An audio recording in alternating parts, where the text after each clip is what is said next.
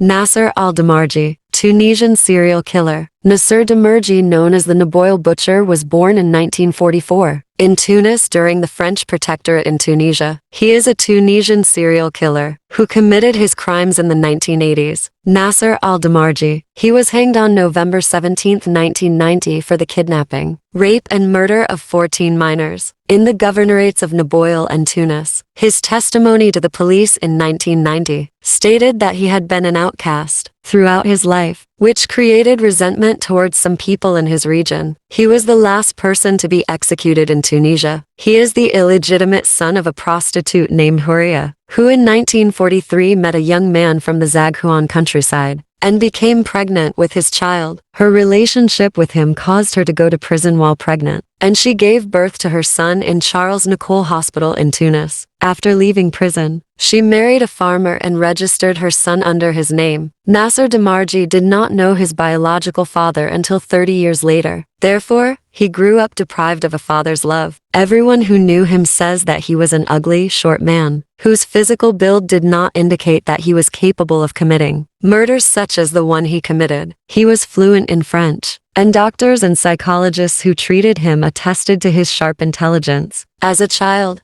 he studied at the Bourguiba Children's School, then dropped out of school to work in agriculture. He traveled to France in 1964 after getting engaged to his beloved cousin, and returned in 1968 to find that his fiancée had married another man, which fueled his desire for revenge. But his revenge did not begin until 20 years later, when he killed his ex-fiancée's son in 1988. Nasser Damarji worked in agriculture. He rented farms and worked with such enthusiasm that he was in good financial condition. But despite that, he suffered from psychological complexes that turned him into a murderer. The first crime committed by Nasser al-Damarji was against a child named Mohammed Ali, who was placed by chance on Nasser's road on June 15, 1987 around noon. He saw him on the side of the road, signaling to him to stop. He stopped and took him with him on his red motorcycle, but offered to go with him to his farm to help him pick almonds in exchange for money. The child welcomed the idea and accompanied him to the place. There,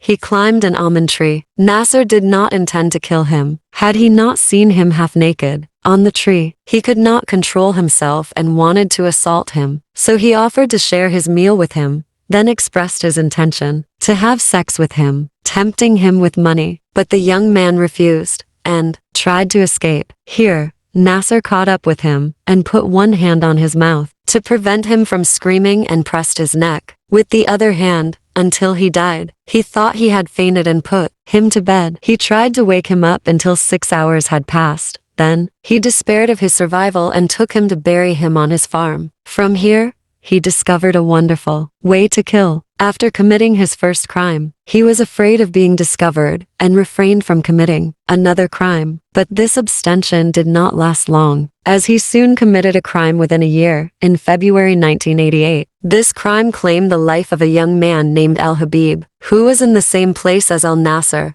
Like the first crime, Al-Nasser wanted to sexually assault the 18-year-old young man, the oldest victim of the serial killer. His refusal was punished by death by strangulation and having sex with him while he was dead. After that, he excelled at hiding the body. Al-Nasser was accustomed to killing and knew that strangulation was a good, easy and effective method, and he was skilled at hiding bodies. He started using his skills in killing and the crimes continued, and the number of child victims increased, and he started using killing as a means to settle old scores. And immediately, he remembered his ex-fiancée who betrayed him while he was in France to marry someone else. He tried to tempt her with money to divorce her husband and return to him, but she refused. He searched for a long time for a way to take revenge on her and found her weak point. He is her only son, whom she loves very much. He wanted to deprive her of him just as she deprived him of her love. Ramzi is 13 years old. Al-Nasser followed him and knew all his movements, but he decided to leave the matter to chance, and chance brought Ramzi in front of Al-Nasser on January 26,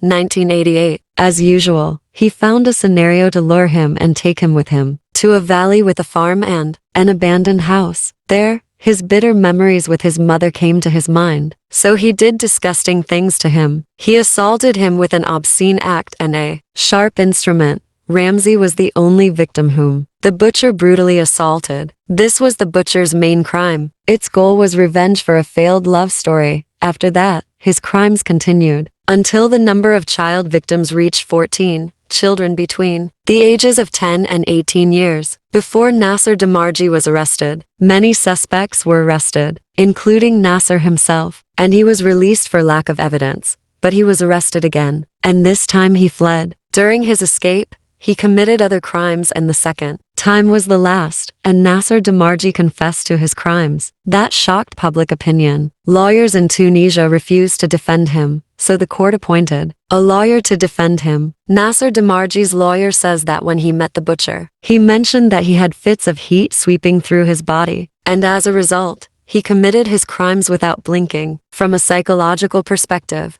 Nasser al-Demarji is a sexual criminal whose crimes fall within the framework of personality disorders, characterized by a lack of adaptation to society. This psychological state does not exempt the serial killer from bearing legal responsibility for the crimes he committed. The psychologist who treated him says that he is a possessive, socially and mentally ill person who suffers from pedophilia and some personality disorders. The doctor supervising the exhumation of the bodies says that while the serial killer was being diagnosed with his crimes and the bodies were being exhumed, he was cold-blooded and showed no signs of remorse. Rather, he would occasionally tell jokes. On March 5, 2013, after the Tunisian Revolution, the full details of the case were presented on the program Rafat al-Jalsa, broadcast on Al Hiwar al-Tunisi channel, into episodes in which some of the victims' families, forensic doctors, psychologists, the perpetrators' lawyers, and eyewitnesses appeared. However, the perpetrator's lawyer stated on the program that his client had been involved in a traffic accident that caused a 30% concussion and that he had severe psychological disorders and was in a state of permanent isolation. Hassan, who carried out the execution of the butcher, said in a press interview with Leaders magazine that the butcher was executed at 3:15 in the morning, and usually the execution process does not last more than 4 or 5 minutes until the soul leaves the body. But the death of Nasser al-Demarji took 14 minutes, according to the number of his victims, as if God wanted to torture him every minute. When we opened the door to his cell and put the three of us on top of him to put our hands behind his back and handcuff him, Nasser Demarji,